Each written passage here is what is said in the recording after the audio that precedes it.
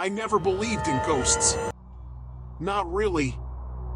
I used to laugh when people talked about hauntings, chalking it up to creaky floors and an overactive imagination. But I'm not laughing now. It started 6 weeks ago, when I moved into a quiet old duplex just outside Hartford. It was the kind of place that felt like it had been standing still for decades. Faded wallpaper, brass doorknobs, wood floors that sighed under every step. But the rent was cheap, and after the last breakup, I needed somewhere far from familiar places. Somewhere silent. The bedroom had an antique vanity built into the wall, wood frame, 3-panel mirror.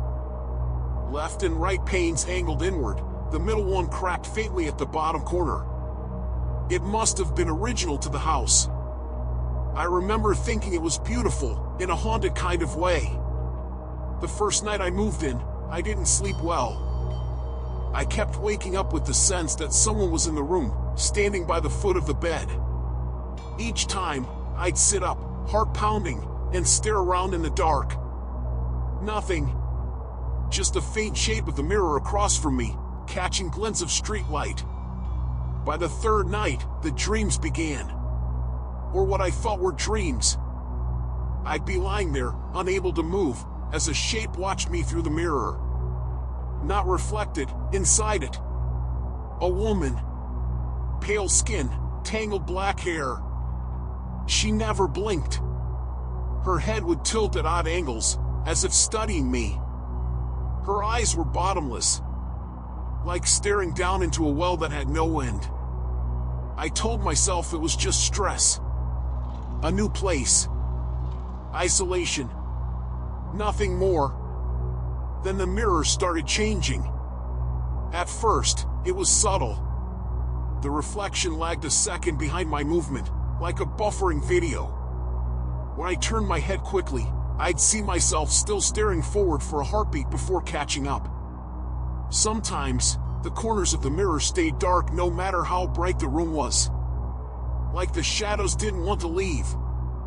A week in, I covered it with a bedsheet. That helped for a night. But the next morning, the sheet was crumpled on the floor. I assumed I had knocked it off in my sleep. Until it happened again.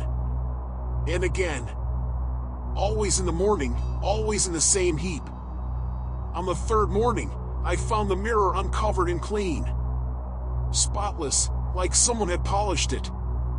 My fingerprints were gone. I called my landlord.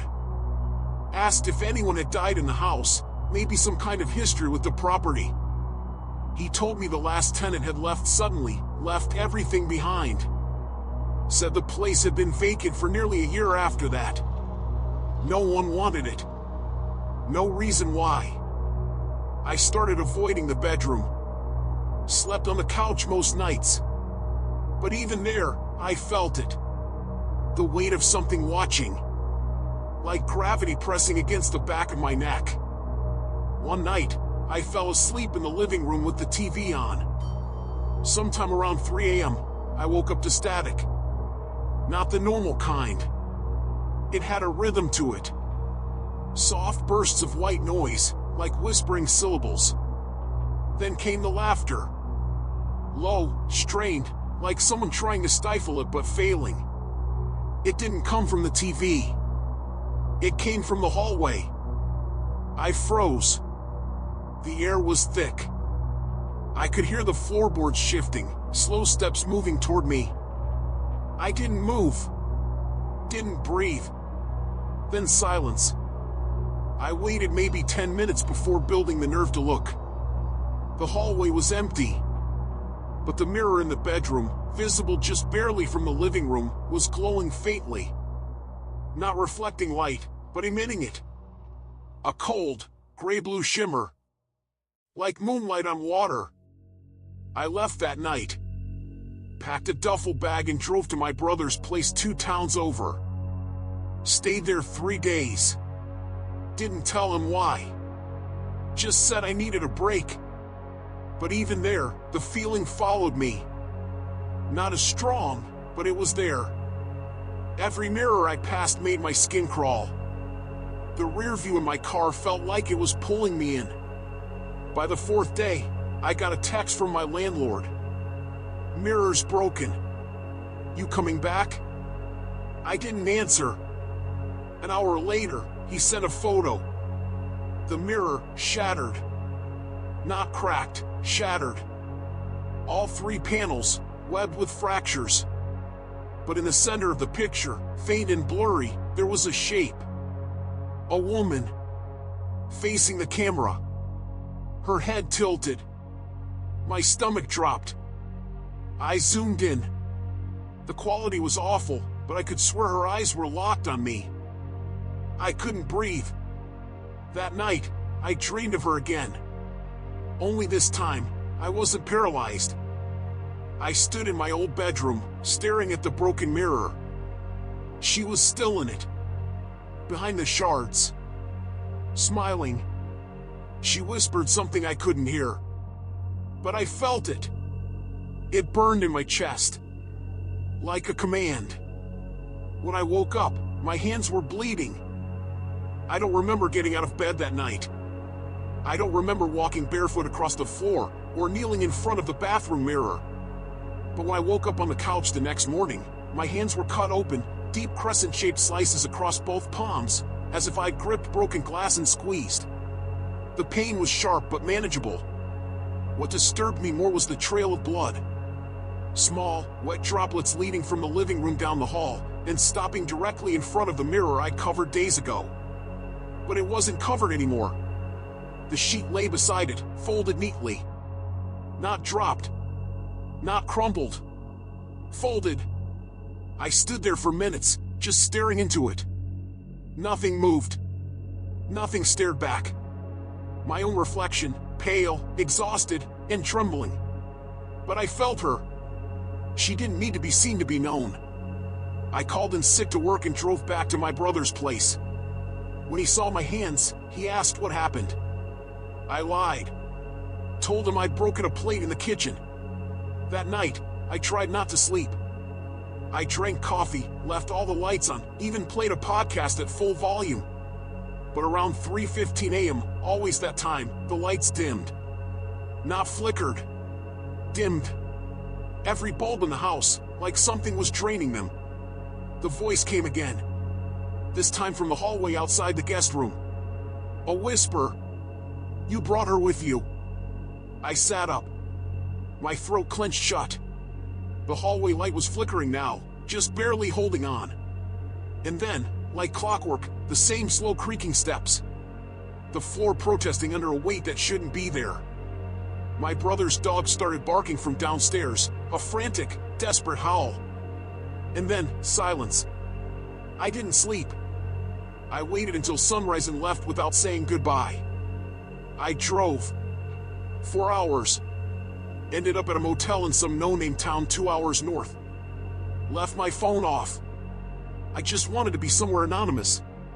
Somewhere the thing in the mirror wouldn't know how to find me. But when I checked in and entered the room, the first thing I saw was the full-length mirror on the wall. Covered. With a bedsheet. Already. I stood frozen. My mouth went dry. There's no way anyone could have known. I reached out with one shaking hand and pulled the sheet down. The mirror showed nothing. I mean that literally, nothing. No reflection. Not me. Not the room behind me. Just blackness. Like looking through a window into a cave that swallowed light. Then she stepped into it. From the right side, slowly, calmly, her bare feet appearing first, then her body, then her face. She stared at me. Then mimicked me. When I stepped backward, she did the same. But not perfectly. Her limbs moved just a little too slow. Her smile came a second too late. A mockery of my own terror. I covered the mirror again and left the motel within 10 minutes. I started researching. I spent days in library basements in weird corners of the internet. And what I found terrified me more than anything else.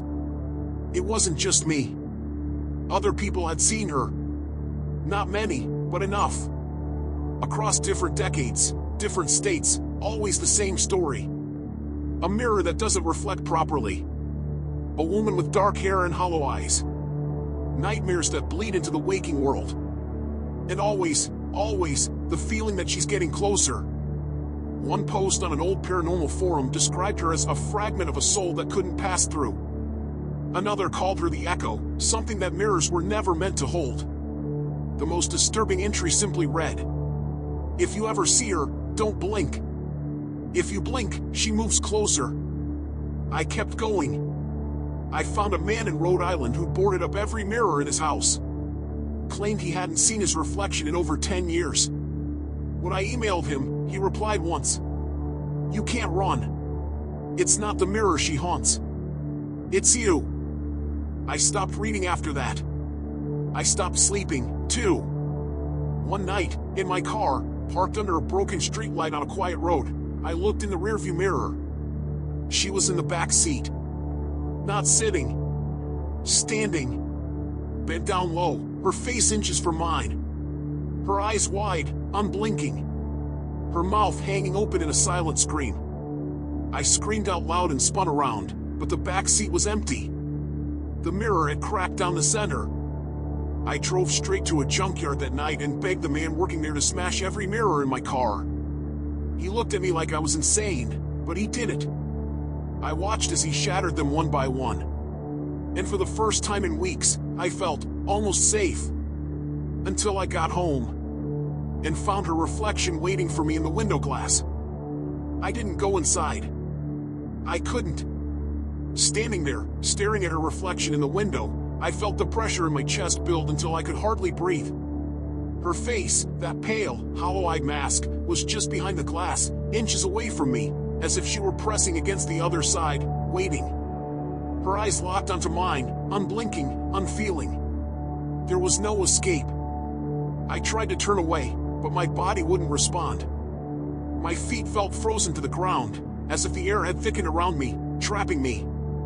I wanted to scream, to run, but all I could do was stand there, helpless. Then, through the window, her lips began to move. I couldn't hear her words, the glass muffled everything, but I saw them. The shape of her mouth. The slow, deliberate motion of her lips, spelling out the same message, over and over. "You can't escape me." I finally stumbled backward, almost tripping over my own feet as I ran for the door. My hands fumbled for the key, my heart pounding in my throat. I slammed it shut behind me as I bolted inside, locking every deadbolt I could find.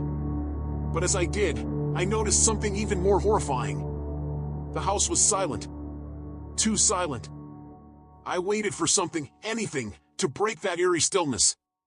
But there was nothing. No creaks of the old floorboards. No sounds of wind outside. Just a suffocating, oppressive quiet. And then, I felt her. She was inside. Not a shadow in the corner of my vision. Not a reflection in a mirror. But inside, under my skin, in my mind. The air itself seemed to hum with her presence, like a low, constant vibration, almost inaudible but unmistakable. I turned around to see the hallway light flicker. Then the floor creaked, faintly, as though someone was walking through the house. But no one was there. The whispers started again, the same voice, now low and guttural, as if it were coming from within the walls. "You brought her here." I pressed my back against the nearest wall, struggling to breathe, trying to calm myself. "It's not real," I told myself. "It's all in your head. You're imagining it." But then I saw it. A shadow stretched across the floor, too large to belong to me. The figure moved slowly toward me, dragging itself across the floor with jerky, unnatural movements, like something trying to walk but too broken to do it properly. It was her. Her shadow. I didn't even wait to see if it would get closer. I turned and ran, not knowing where I was going, just knowing I had to get away from that thing. But no matter how far I ran, I couldn't escape. The house seemed to stretch out, impossibly long, never-ending. Every hallway turned into another hallway, every door leading to another door, all of them covered in mirrors, mirrors that shouldn't have been there. They were everywhere now. And in each one, she stood, staring at me. Watching. Waiting. mimicking every move, every desperate attempt to flee. I couldn't breathe. I couldn't think. I just kept running, but the mirrors kept multiplying. I couldn't escape her. Then I saw it. A door at the end of the hallway, a door that hadn't been there before. It was slightly open, just enough to see the dim light spilling through from the other side. It wasn't a mirror. It was my last hope. I made a run for it. But just before I reached the door, the lights went out. Total darkness. The creaking footsteps started again. Slowly, deliberate, moving toward me. Then her whisper, so close it felt like it was in my ear, hot and breathless. "You can't run from me anymore." I lunged for the door, throwing myself through it, and slammed it shut behind me. But I wasn't alone. I could hear her on the other side, scratching at the door, whispering my name, inviting me to come back. And when I looked around, I realized where I was. A room full of mirrors. Hundreds of them. And in each one, she was waiting.